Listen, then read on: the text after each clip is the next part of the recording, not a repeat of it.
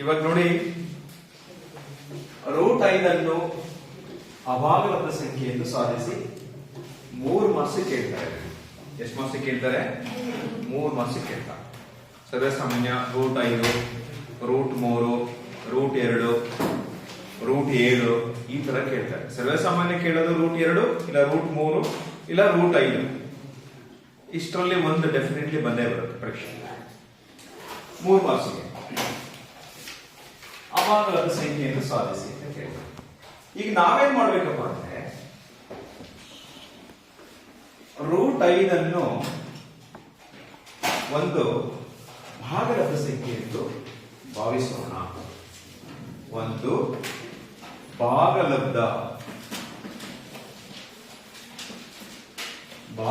ಸಂಖ್ಯೆ ಭಾವಿಸೋಣ.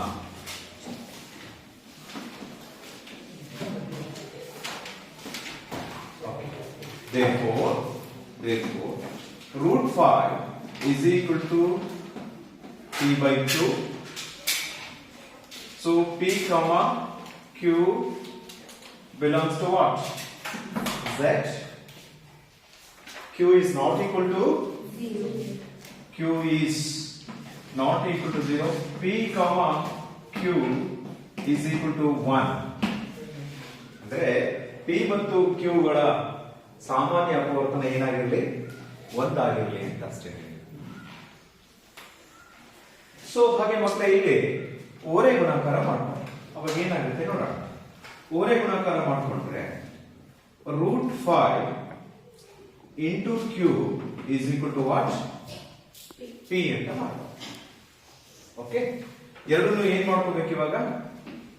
ಎರಡೂ ಕಡೆ ವರ್ಗ ತೆಗೆದುಕೊಳ್ಳಿ.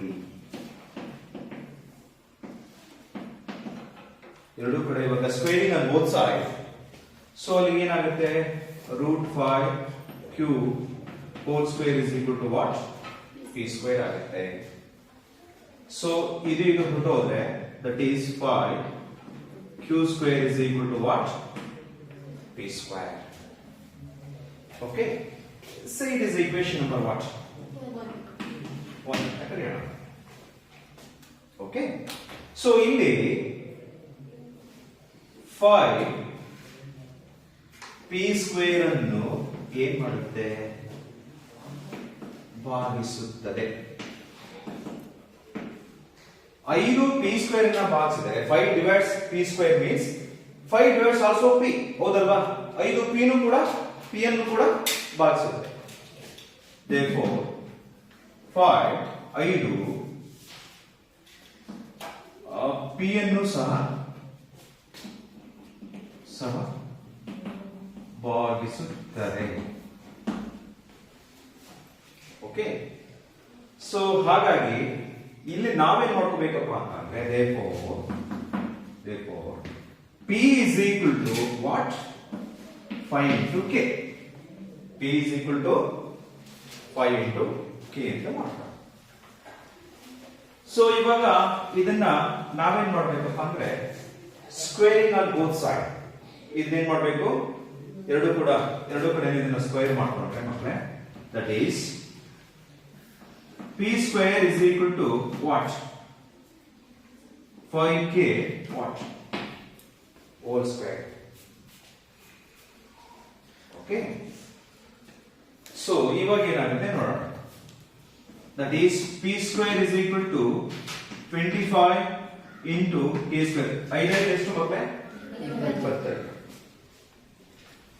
Okay, so that is p square is equal to 25k square ಅಂತ ಹಾಕೊಂಡೆ. ಇವಾಗ ನಾವಿಲ್ಲಿ ಇದನ್ನ ಏನ್ ಮಾಡೋಣಪ್ಪ ಅಂದ್ರೆ, ಈಕ್ವೇಶನ್ ನಂಬರ್ ವಾಟ್? 2 ಅಂತ ಕರೆಯೋಣ. ಇಲ್ಲಿ p ಸ್ಕ್ವೇರ್ ಜಾಗಕ್ಕೆ ಏನು ಹಾಕಬಹುದು ಮಕ್ಕಳೇ? ಈ p ಸ್ಕ್ವೇರ್ ಜಾಗದಲ್ಲಿ ಏನು ಬರೀಬಹುದು ಹೇಳ್ತೀರಾ? 25k. ಎರಡನ್ನು ಎಷ್ಟರಲ್ಲಿ ಆದೇಶ ಮಾಡಬೇಕು? 1ರಲ್ಲಿ ಆದೇಶ ಮಾಡಿದಾಗ ಎರಡನ್ನು 1ರಲ್ಲಿ ಆದೇಶ ಮಾಡಿದಾಗ ಅಲ್ಲಿಗೆ ಏನಾಗುತ್ತೆ? 5q square is equal to what? 25 what? k square. So q square is equal to 25/5 into what? K square. 5 ಎಷ್ಟು ಮಕ್ಕಳೇ? 25. Therefore, Q square is equal to 5 K square. ಹೌದಾ ಮಕ್ಕಳೇ? ಇದನ್ನ ಹೇಗೆ ಕೂಡ ಮಾಡ್ಕೋಬಹುದು ನಾವು. ಹೇಗೆ ಮಾಡ್ಕೋಬಹುದಪ್ಪ ಅಂದ್ರೆ ನೋಡಿ, 5 K square is equal to what? Q square. ಹೌದಲ್ಲ? ಸೊ ನೋಡಿ ಮಕ್ಕಳೇ, 5 Q ಸ್ಕ್ವೇರ್ ಅನ್ನು ಕೂಡ ಏನ್ ಮಾಡುತ್ತೆ? ಭಾಗಿಸುತ್ತದೆ. ಹಾಗೆ 5 Q ಅನ್ನು ಸಹ ಏನ್ ಮಾಡುತ್ತೆ? ಭಾಗಿಸುತ್ತದೆ. ಹೌದಲ್ಲ? Therefore, ಇವಾಗ ನಮ್ಗೇನಪ್ಪ ಅಂತಾರೆ ಮಕ್ಕಳಿಗೆ ಅರ್ಥ ಮಾಡ್ಕೊಳ್ಳಿ, very very important, very very important. P ಮತ್ತು Q ಗಳ ಸಾಮಾನ್ಯ ಅಪವರ್ತನ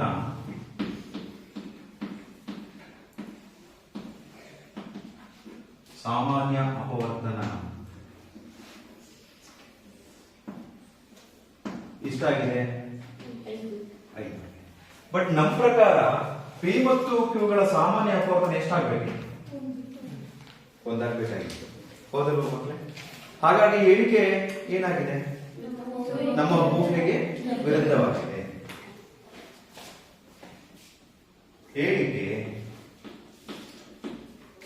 ನಮ್ಮ ಊಹೆಗೆ ವಿರುದ್ಧವಾಗಿದೆ. Therefore, root 5 ಒಂದು ಏನು? ಅಭಾಗದಂತ ಸಂಖ್ಯೆ. ಅರ್ಥ ಆಯ್ತಾ?